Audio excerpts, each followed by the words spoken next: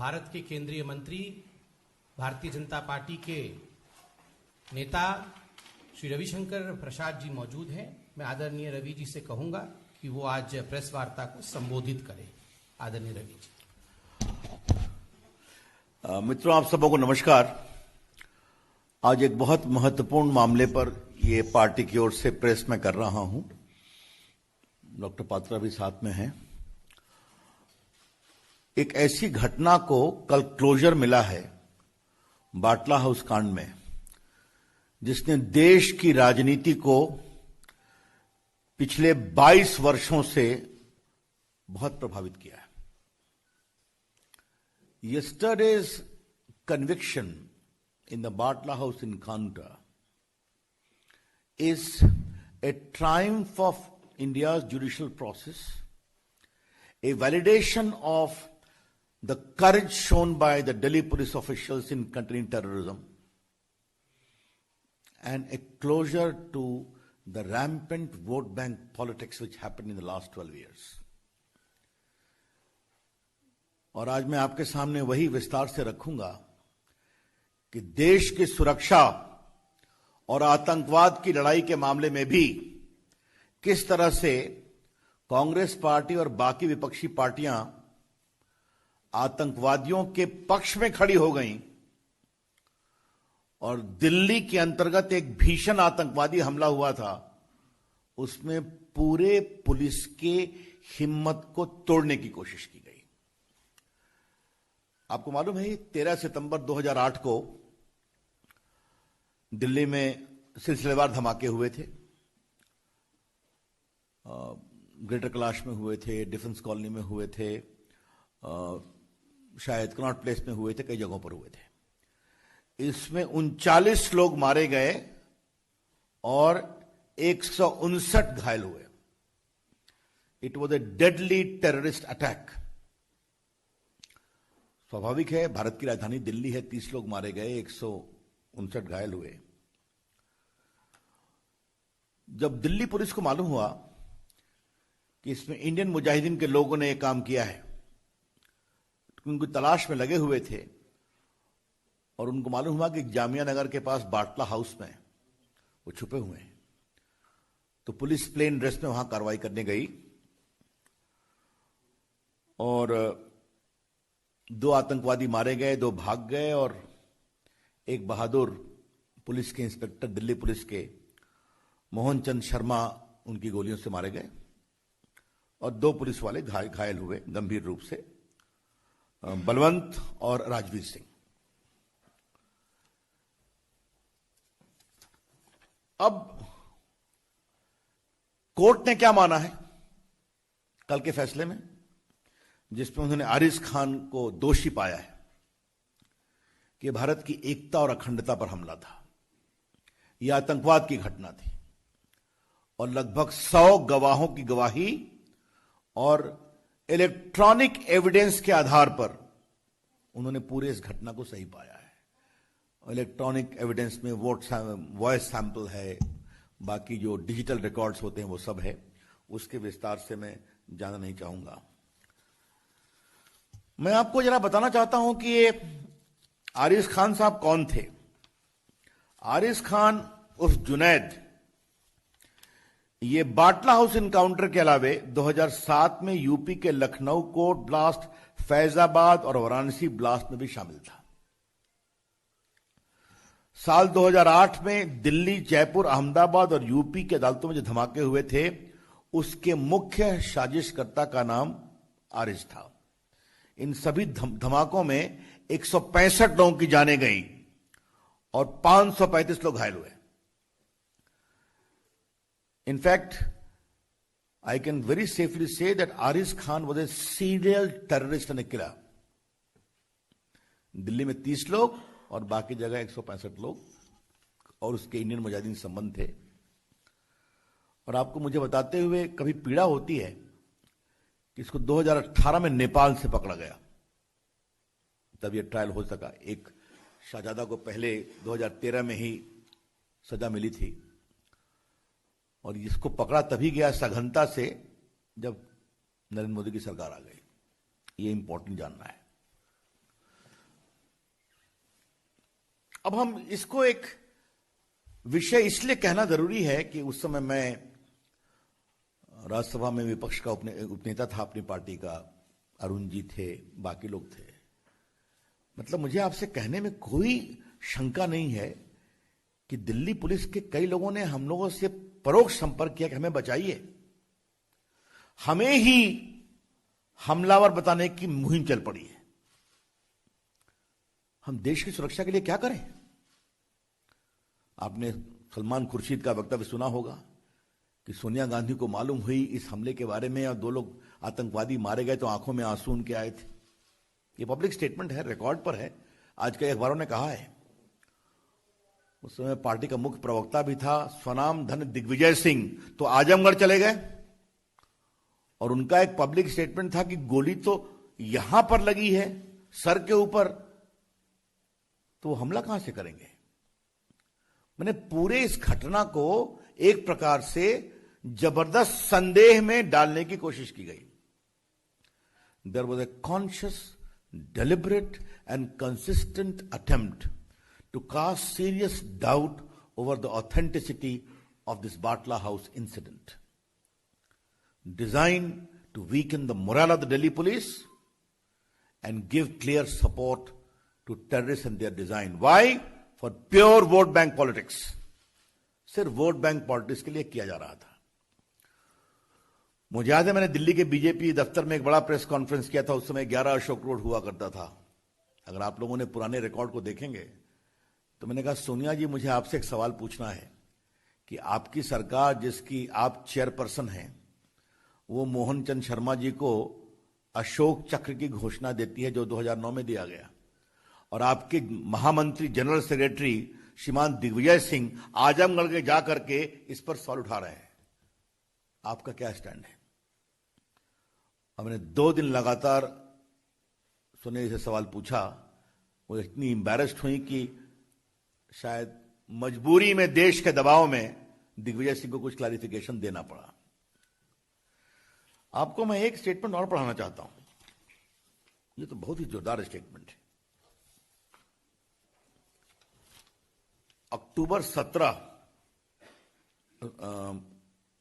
2008 या कहिए अक्टूबर 18 होगा। ये एक्सप्रेस न्यूज सर्विस की रिपोर्ट है। मैं इसको खाली 2 लाइन पढ़ूंगा और आप सुने।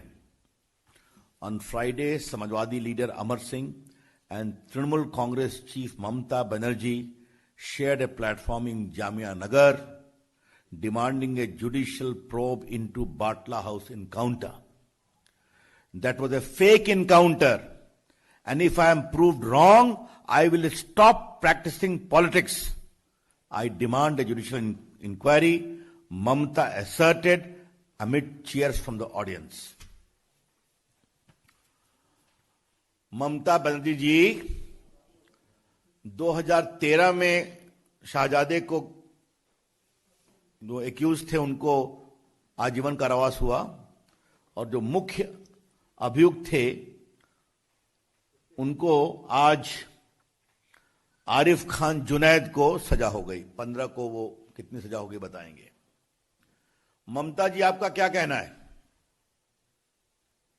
क्योंकि आपने पब्लिक स्टेटमेंट में दिखा रहा हूं कि मैं पॉलिटिक्स छोड़ दूंगी। उनका अक्टूबर 18, 2008 का स्टेटमेंट एक्सप्रेस न्यूज सर्विस का रिकॉर्ड पर है, आप देख लें। सलमान खुर्शीद जी आपको क्या कहना है?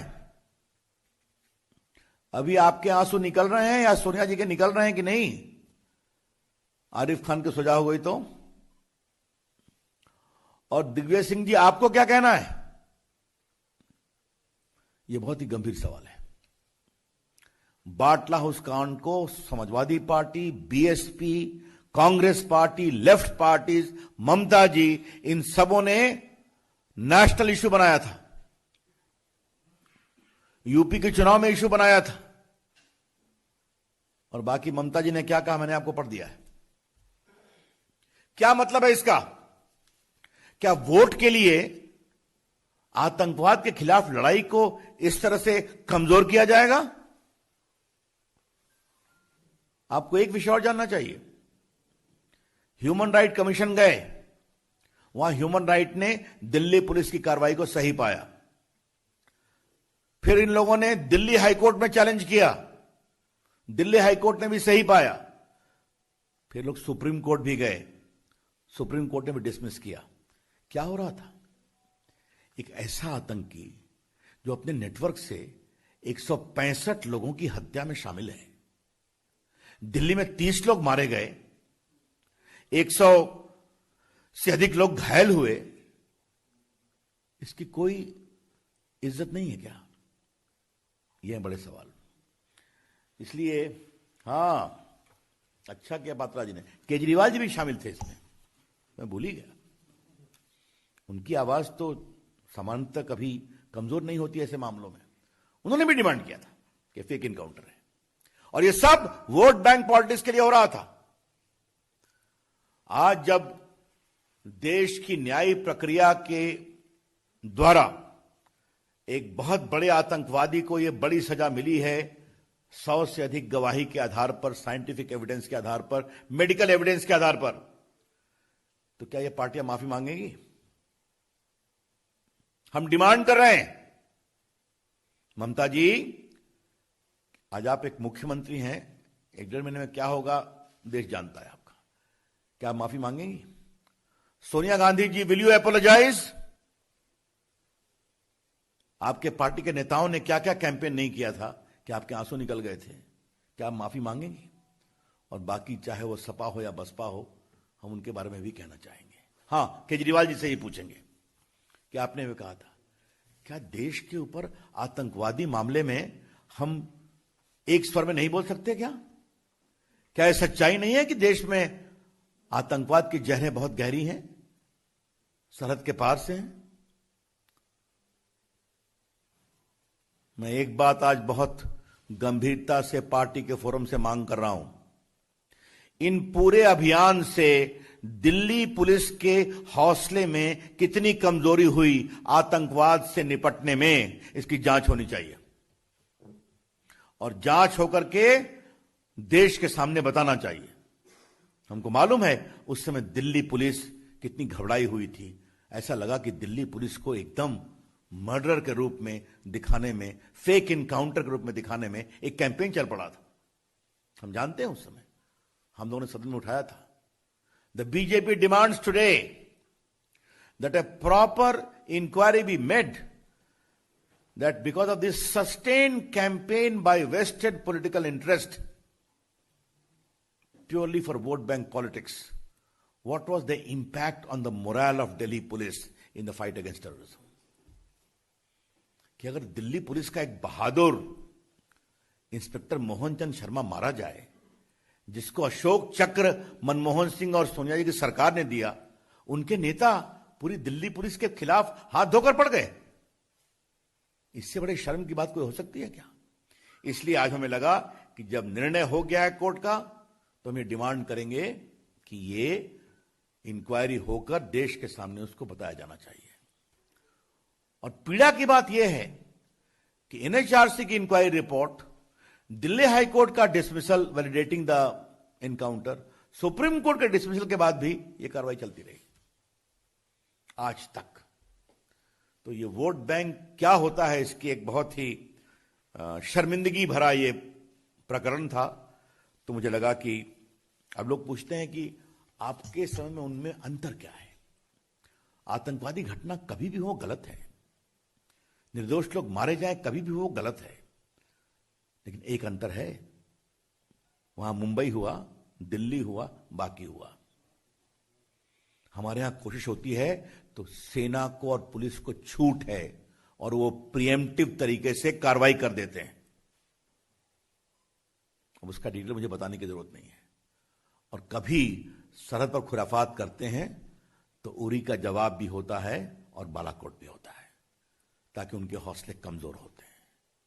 यह है अंतर।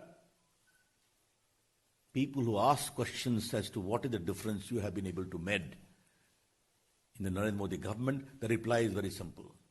Terrorism any day is something to be condemned about. The nation needs to speak in one voice.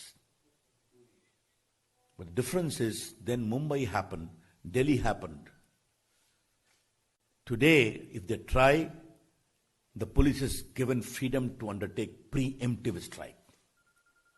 And their conspiracy and their cells are contained. And if they do something, then Uri is the response and Balakot is the response to break their complete backbone. That is the basic difference. तो मित्रों, मुझे अपनी ओर से यही महत्वपूर्ण बातें कहनी थी और मैंने इसमें सारी बात फैक्चुअली कही है।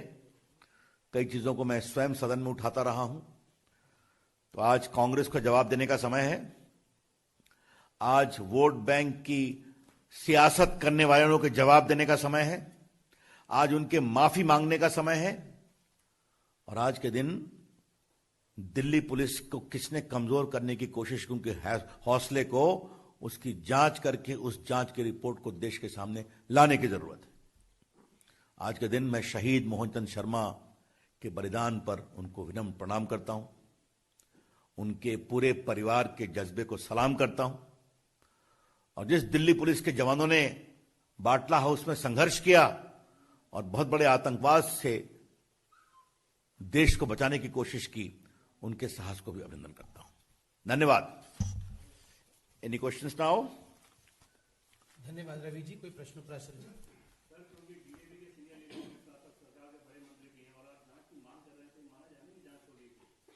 मैं पार्टी के फोरम से बात कर रहा हूं।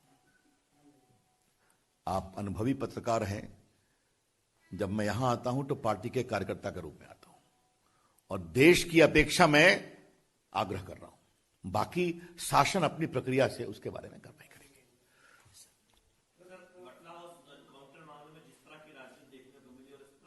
जब भी कुछ और एनकाउंटर में भी पहले राजनीति के आरोप लगे हैं और बाद में जब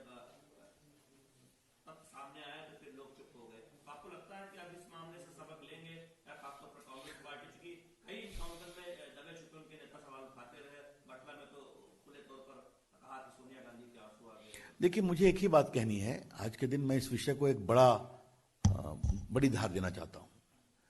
आतंकवाद पर सियासत कितना की जाएगी? क्या आतंकवाद की घटना एक सच्चाई नहीं है? कितने निर्दोष लोगों की जान जाने के बाद वोटों की सौदागरी कमजोर होगी या बंद होगी? ये है बड़े सवाल। इसलिए आज मैंने कोई पॉलिटिकल डिमांड नहीं किया है। जिन्होंने किया उनका माफी मांगना बनता है कि नहीं बनता है, यह विषय उठाया है। रवि जी, आम आदमी अगर आतंकवादियों के बारे में बात करता है या फिर उनका साथ देता है तो उसके खिलाफ देशद्रोह वगैरह का मुकदमा लगता है, कानून मंत्री। लेकिन पॉलिटिकल सिस्टम या इतने बड़े बड़े नेता आतंकवादियों को खुलेआम सपोर्ट कर रहे थे और आप बीजेपी के मन से सिर्फ माफी की बात कर रहे हैं। क्या इन ऐसे नेताओं के खिलाफ भी देशद्रोह या इस तरह का मुकदमा जाएगा? देखिए, पहले हिंदुस्तान एक लोकतंत्र है।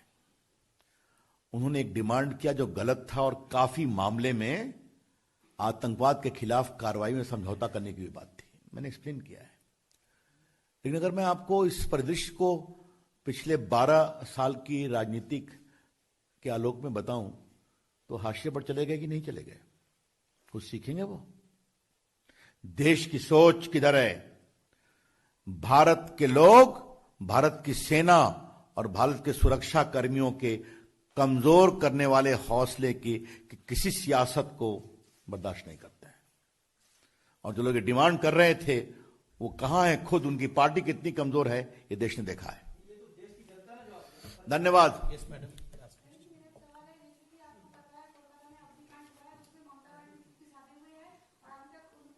पार्टी के लोग वहां जवाब देंगे, जरूर देंगे। ये आज का विषय एक दूसरा है।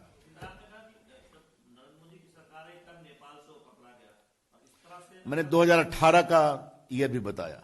वो भागा हुआ था, वो भटकल ग्रुप के साथ संपर्क में था। कई बार वो संदेश पर भारत में मुजाहिदीन के पूरे संगठन को विस्तार देने के लिए वहां सऊदी अरबिया से वापस आया था। ये सब बातें पुलिस की बातें हैं। लेकिन मैं एक बात अवश्य कहूंगा, उसके खिलाफ सघन अभियान तभी हुआ जब हमारी सरकार आई। पूरा कस करके एक प्रकार से उसकी जांच की गई, परख की गई, कहां गया, और दिल्ली की पुलिस लोग जाके उसको पकड़ के ले आए। हिमांशु जी लास्ट।